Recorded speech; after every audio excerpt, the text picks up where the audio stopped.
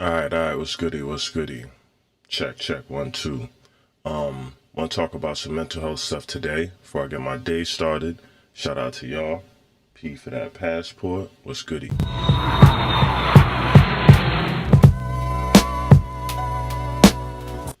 All right, so my lover sent me this video of this dude at a restaurant basically like trying to holler at some chicks and they weren't having, I don't know what happened or how they reacted, but dude, just typical, uh, typical freaking, pardon the sound or whatever. You already know I freestyle this. Just typical bruised male ego, and I won't even say typical. This is the extreme of bruised male ego, and just the most vile, just weak, cowardly thing as a gangster throwing up gang signs. You're mad because women aren't responding the way you want them to respond. So, dude basically says, all right, watch this, watch this. Starts throwing up his signs and shit. And then he goes to the trunk, pops the trunk, and starts shooting at these women. So I'm like, I've heard of things like this happening before. Like I've heard like at Juve out here in Brooklyn, before the pandemic, uh, it's so mind boggling for me because I'm like, we deal with rejection as men, and yeah, it hurts our feelings, but to go that far is like, that's a whole nother world of, I would say, feminine energy. That's some real like man in a with feminine like emotional energy that you can't control. As men, we're supposed to be, and this is how I see it. We're supposed to be stronger than that. We're supposed to be a little bit mentally tougher than that. And to just react with so much, that's not gangster. That is sensitive. That is soft. That is like the most pussy shit, like, to me, you can do. This is just me on the forefront. I know I said I'm talking about the mental health epidemic, but on the forefront, this is like how I react. But after a while, I keep seeing stuff like this happen, and especially in this pandemic, you have to think deeper, right? What is it that is called? Because it's really only kind of us, as black people that I hear about stuff like this happening, get rejected, and get to violence or want to kill a woman because they don't want you back. And think deeper than that. All right, what is it? It's rejection, right? And what is it about getting rejected that makes a man want to get to that extreme? And what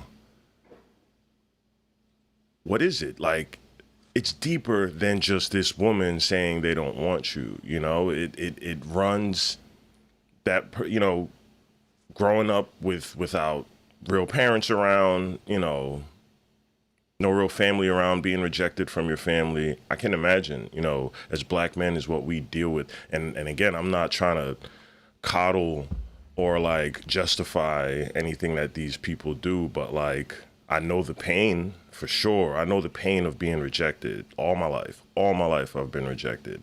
And then like black mental health, especially with men, don't get taken seriously. We just told all our lives to go to church and pray about it. But it's clear that there's an epidemic of mental health issues and mental health not being taken seriously. And the society already makes it kind of difficult to find a therapist, to seek therapy. And like, even if you do, honestly, like our people, black people, ain't no sitting in a room listening to some white woman tell you, about the strategies of how to get around abandonment and rejection and blah, blah, blah. Like that does help. Don't get me wrong. I have my therapist, and like it helps for sure. But it's self-work that like I feel like is required. And it's going to take group, on a macro level. It's like we as a society are going to have to like hold ourselves accountable and really look at each other like, that's my brother, that's my sister, and that's the only way it's going to work. Because as black men, we get ignored. Nobody gives a fuck about our problems. I did that video the other day about, that white dude that bashed his head into the computer screen, and like how we don't get space to do any of that. We will get shot for reacting. So it's like we already deal with that, and that's been going on. That's just been going on. Maintain this frame. Don't look too threatening, because you will get shot, arrested. Something bad's going to happen to you, especially as like a masculine black man. We're ignored. We're the least important people in society, a masculine black man. So, I'm thinking deeper again. It's just like, what can we do?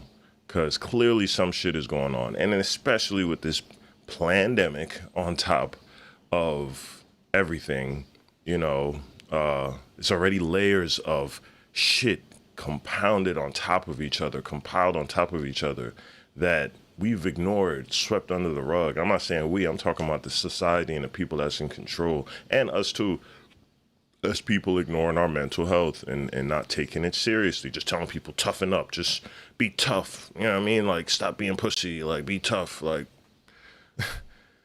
clearly there's something much deeper, and there's something much deeper going on within us. Why a man would go to the extreme of shooting at women that reject them, right? That's some deep-rooted hurt right there. That's like, you're really hurt. You're really crying out. You don't care about your life.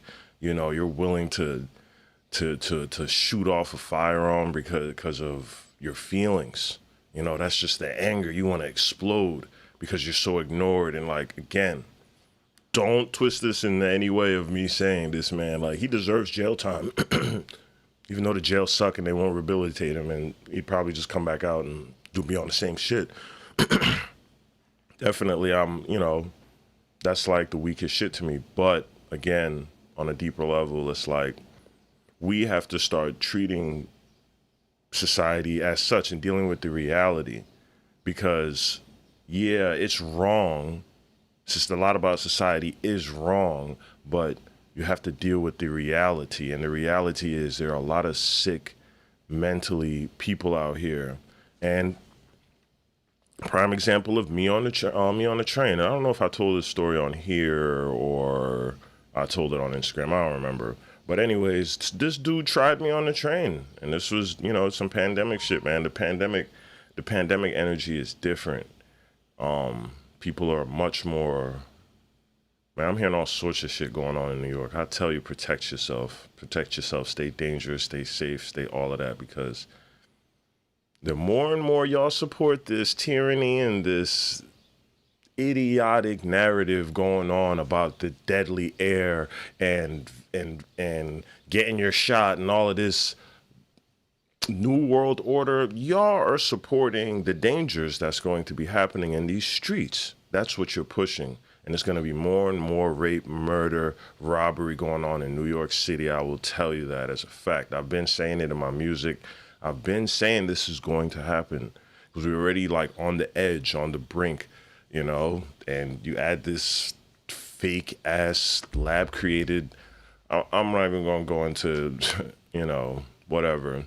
But anyways, this dude on the train tried me. I am 6'3", 265 pounds. I can't believe I'm so heavy. Like, I'm not supposed to be 265. I'm trying to get down to 240. Anyways, I'm 265. This little dude on the train was really like, eventually got to the point where like he was down a couple seats away and like got closer and closer and closer and staring at me, and like to the point where it's just like, all right.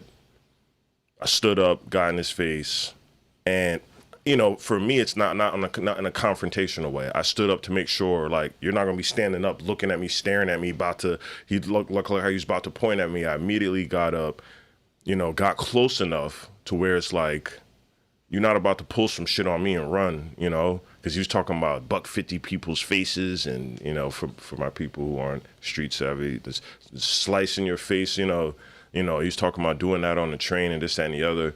And my ego wanted to damage him. My ego wanted to. I'm training all sorts of martial arts and boxing right now too. It's like my ego wanted to harm him. You know, I wanted to destroy him, and I was close enough to. He couldn't. I would have dismantled him. You know, and that's what I wanted to do, but I don't. My spirit comes in and goes up to him and says, "How are you doing today? Are you enjoying the weather?" And he says, "What?" And I was like, "Bro, are you enjoying the weather today? What's going on?" He's just like, "Oh, nah, I thought you was talking about you wanted to kill me or something. I was about to slice you." And I'm just like, "You're not gonna do any of that. Like, how about you just relax?" I talked to him, and still so the whole point of this, and he looked mentally off too. You know, like he wasn't homeless or nothing. He was just like, people are on the edge. I'm on the edge, and I'm doing well for myself. You know, but the people who are been struggling are even further down the line of struggling, you know, and on the edge mentally. Even if you give them this little pandemic money that's about to run out, people are on edge, and people have nothing to lose now. People have a lot less, like, they just give a lot less of a fuck about anything, their life, anyone's life now, because of this pandemic that y'all supporting. So in that moment, I think to myself, instead of me doing what I really, you know, what the fighter in me wanted to elbow his temples, but I came at him with love and calmed the situation down with my words.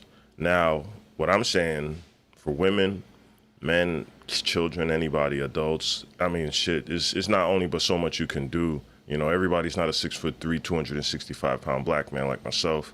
You know, it's different, but we have to move on a group macro level, looking at this person like how I just described, and instead of just reacting with your emotion, like, oh, fuck off, and da da da da, you know, like going off on somebody. We gotta show people love as much as we can until unless it actually gets escalated and dangerous, you know, like just blowing people off. I don't know if y'all saw that movie Unhinged, you know, but that shit's real. And whether or not we want to justify if the man and the killer from Unhinged is a good person or not, it doesn't matter. It doesn't matter. The reality is people are mentally drained and sick and dangerous out here. And we have to, I think for your own safety, we have to approach people with love until we can, you know, and react with some sort of love. And I'm not saying those women should have like gave out their number, this, that, and the other, blah, blah, blah. But I'm sure they was on some like laughing in his face, you know, laughing type shit, or just like, you know, being, you know, I don't know if hurtful is the word, but just like, you know how it is, like group of women like playing somebody out, whatever. It's different right now, man, and men are cowards. There's a lot of cowardly boys out here disguised as men, and yeah, they will shoot you for rejecting them now. So I think I was talking about it last night, just like, yo, what's the solution? Like, we need mental health, we need therapists, and blah, blah, blah. Again, for me, it's like, nah, ain't no therapy gonna solve this. Ain't no therapist gonna solve generational tyranny and fucking slavery and racism. Ain't no white therapist gonna be able to explain that to you, or they haven't even started.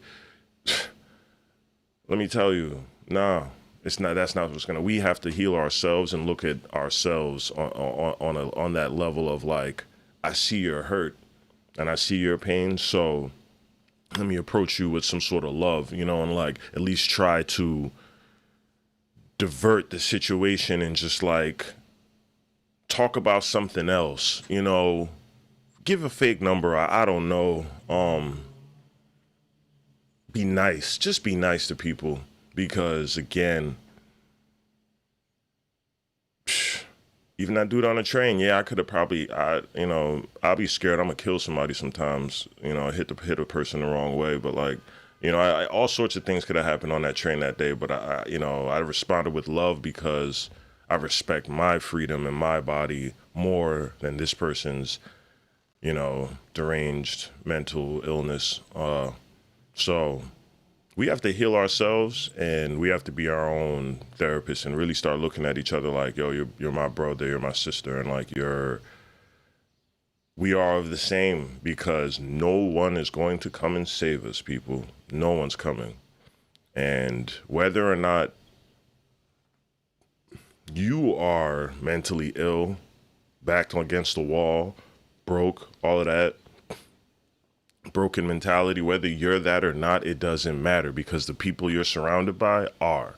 And we have to start thinking for them, and in a sense where it's like our safety and, again, our society is on the line. We're on the brink of some real Armageddon stuff happening.